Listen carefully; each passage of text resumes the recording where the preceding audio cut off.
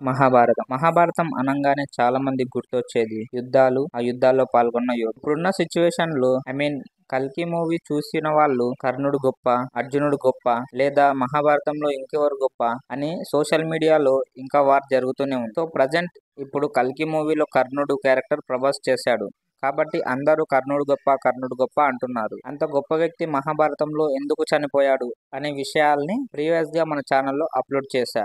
ఊహిస్ కర్ణ అని ఒక full length video అయితే అప్లోడ్ చేశాను. ఆ వీడియోకి చాలా బాగా రెస్పాన్స్ వస్తుంది. చూడని వాళ్ళు ఎవరైనా ఉంటే మన ఛానల్లో వీడియో ఉంటుంది, వెళ్ళి చూడండి. సో ఈ వీడియోలో మన టాపిక్ ఏంటంటే అసలు ఎవరు గొప్ప అనే విషయాన్ని పక్కన పెడదాం. ఎవరు ఏ అస్త్రాన్ని ప్రయోగించారు అనేది తెలుసుకుందాం. ఎవరు ఏ అస్త్రాన్ని ప్రయోగించి ఎవరిని చంపారు అనేది ఈ వీడియోలో తెలుసుకుందాం. మీరు వీడియోని స్కిప్ చేయకుండా ఎండ్ వరకు చూడండి. మీకు ఖచ్చితంగా ఈ వీడియో నచ్చుతుంది. అంత ఖచ్చితంగా ముందే ఎలా చెప్తున్నావు అని అనొచ్చు. నేను ఈ వీడియో ప్రిపేర్ చేయడానికి ముందు మా ఫ్రెండ్స్ కి చాలా మంది కాంటాక్ట్ చేశా. అందరినీ అడిగా అస్త్ర శస్త్రాలు అంటే ఏంటో మీకు తెలుసా అని అడిగా. సో వాళ్ళు నాకు కొన్ని తెలుసు, కొన్ని తెలీదు అని ఇలాంటి సమాధానాలు ఎన్నో వచ్చాయి. వాళ్ళకు నేను అక్కడే సమాధానం చెప్పవచ్చు.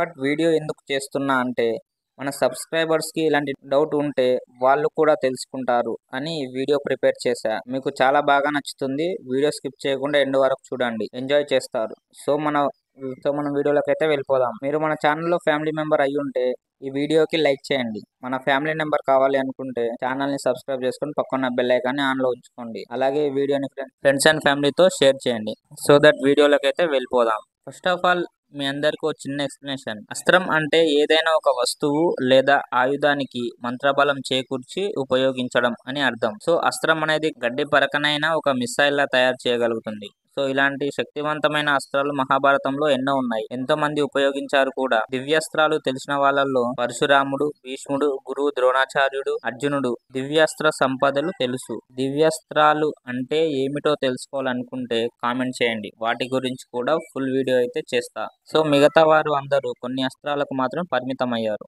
ఎవరికి ఏ అస్త్రం పరిమితం అనేది ఇప్పుడు తెలుసుకుందాం. నెంబర్ 1 వాసవి శక్తి. ఈ అస్త్రం స్వర్గాధిపతి అయిన ఇంద్రుడిది. అయితే ఒకరోజు ఇంద్రుడు తన కొడుకు అయిన అర్జునుడిని కర్ణుడితో యుద్ధం గెలిపించడం కోసం ఒక బ్రహ్మణుడి రూపంలో వచ్చి కర్ణుడి కవచకుండలాలను దానంగా ఇవ్వమని అడుగుతాడు. అప్పుడు కర్ణుడి తండ్రి అయిన సూర్యదేవుడు కర్ణుడితో ఇంద్రుని వద్ద వాసవి శక్తి అస్త్రం ఉంది, అది తీసుకో కర్ణుడికి కలలో చెబుతాడు. అలాగే కర్ణుడు ఇంద్రుడి వద్ద ఉన్న వాసవి శక్తి అస్త్రాన్ని తీసుకుంటాడు. అయితే ఈ అస్త్రం పని ఎలా చేస్తుందంటే ఆ అస్త్రానికి ఎవరి పేరైతే చెప్పి పంపిస్తామో వారిని చంపుతుంది. సో కర్ణుడు ఈ అస్త్రాన్ని అర్జునుడి మీద ప్రయోగించాలి అని దాచి ఉంచుతాడు. కానీ ఒకరోజు కురుక్షేత్ర యుద్ధంలో యుద్ధ నియమాలను నియంత్రించి రాత్రిపూట యుద్ధం చేస్తుంటారు. సో అలాంటి సమయాల్లో కర్ణుడు ఈ అస్త్రాన్ని ఘటోత్కచుడి మీదకి ప్రయోగిస్తాడు. ఈ అస్త్రాన్ని ఒకేసారి ఉపయోగించగలం. సో కర్ణుడు ఆ అస్త్రాన్ని ఘటోత్కచుడి మీదకి ఒకసారి ప్రయోగిస్తాడు. నెంబర్ 2 బ్రహ్మాస్త్రం. ఈ అస్త్రానికి అధిపతి బ్రహ్మదేవుడు. బ్రహ్మలాగే ఈ అస్త్రం కూడా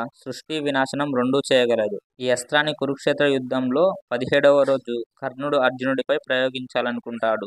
అయితే గురు పరశురాముడి శాపం కారణంగా ఈ అస్త్రం యొక్క మంత్రాన్ని మర్చిపోతాడు. నెంబర్ 3 నారాయణాస్త్రం. పేరులో ఉన్నట్టే ఈ అస్త్రం నారాయణుడిది. ఈ అస్త్రం యొక్క ప్రధాన లక్ష్యం చక్రం. ఈ అస్త్రాన్ని ఎవరు మీద ప్రయోగిస్తామో వారి వైపు ఉన్న సైనికులందరి మీదకి బల్లెం, బాణాలు, గద వంటివి వర్షంలా పడి చంపేస్తాయి. ఈ అస్త్రానికి పరిష్కారం శత్రుసేనల వారి చేతిలో ఉన్న ఆయుధాలన్నీ పక్కన పెట్టి నిరాయుధులుగా నిలిచిపోవడంతో ఈ అస్త్రం ఉపశమనమవుతుంది. కురుక్షేత్ర యుద్ధంలో 16వ రోజు అశ్వత్థామ తన తండ్రి మరణం తర్వాతకు ఈ అస్త్రాన్ని పాండవులపై ప్రయోగిస్తాడు. అప్పుడు కృష్ణుడు పాండవులందరినీ మీ ఆయుధాలన్నీ కింద వదిలేసి నేలపై నిల్చోండి అని చెబుతాడు. అలా ఆ అస్త్రం ఉపశమనం అయిపోతుంది. నెంబర్ 4 బ్రహ్మశీర్షాస్త్రం. ఈ అస్త్రం బ్రహ్మాస్త్రం కంటే 4 రెట్లు శక్తివంతమైనది. ఈ అస్త్రాన్ని ప్రయోగించడం తెలిసిన వారు పరశురాముడు, భీష్ముడు, గురు ద్రోణాచార్యుడు, అర్జునుడు, అశ్వత్థాముడు మరియు కర్ణుడు. వీరికి ఈ అస్త్రాన్ని ప్రయోగించడం తెలుసు. కురుక్షేత్ర యుద్ధం అయిపోయిన తర్వాతకు ఉత్తర గర్భంలో ఉన్న పరిస్థితుడిపై ఈ అస్త్రాన్ని ప్రయోగిస్తాడు అశ్వత్థామ. నెంబర్ 5 పాశుపతాస్త్రం. ఈ అస్త్రానికి అధిపతి శివుడు. ఈ అస్త్రంతోనే శివుడు త్రిపురాసులను సంహరించాడు. పాండవులు అరణ్యవాసం చేస్తున్న సమయంలో దివ్యాస్త్రాలను సేకరించడానికని వెళ్లిన అర్జునుడు శివునికై ఘోర తపస్సు చేస్తాడు. అర్జునుడి తపస్సుకు మెచ్చిన శివుడు పాశుపతాస్త్రాన్ని అర్జునుడికి ఉపదేశిస్తాడు. నెంబర్ 6 సుదర్శన చక్రం. ఇది కృష్ణుడి యొక్క ఆయుధం. ఈ సుదర్శన చక్రాన్ని కృష్ణుడు ధర్మరాజు రాజసూర యజ్ఞం చేస్తున్నప్పుడు శిశుపాలుని సంహరించడానికి ఉపయోగిస్తాడు. మహాభారతంలో అభిమన్యుడి మరణం తర్వాతకు అర్జునుడు సూర్యాస్తమానికి ఆ సైంధవుణ్ణి అంతం చేయకపోతే నన్ను నేను అగ్నికి సమర్పించుకుంటాను అని శపథం చేస్తాడు. ద్రోణాచార్యుడు సైంధవుణ్ణి చాలా కట్టుదిట్టమైన సేనల మధ్యలో దాచిపెడతాడు. అప్పుడు కృష్ణుడు సుదర్శన చక్రాన్ని సూర్యునికి అడ్డంగా నిలుపుతాడు. అప్పుడు సూర్యాస్తమం అయ్యింది అని సైంధవుడు బయటికి రాగానే ఆ చక్రాన్ని కృష్ణుడు మరలా వెనక్కి తీసుకుంటాడు. అప్పుడు అర్జునుడు సైంధవుణ్ణి అంతం చేసి తన ప్రతిజ్ఞను నిలుపుకుంటాడు. సో ఫ్రెండ్స్, ఇవే కాకుండా ఇంకా చాలా అస్త్రాలు అయితే ఉన్నాయి. వాటన్నింటి గురించి డీప్ గా ఎక్స్ప్లెయిన్ చేస్తూ ఒక వీడియో కావాలి అంటే కామెంట్ చేయండి. ఖచ్చితంగా వీడియో చేస్తా. అలాగే ఈ వీడియోపై మీ ఒపీనియన్ ని కూడా కామెంట్ చేయండి. సో ఫ్రెండ్స్, ఇది ఇవాల్టి మన వీడియో. మరో మంచి వీడియోతో మీ ముందుకు వస్తాను. అంతవరకు థ్యాంక్స్ ఫర్ వాచింగ్. జై హింద్.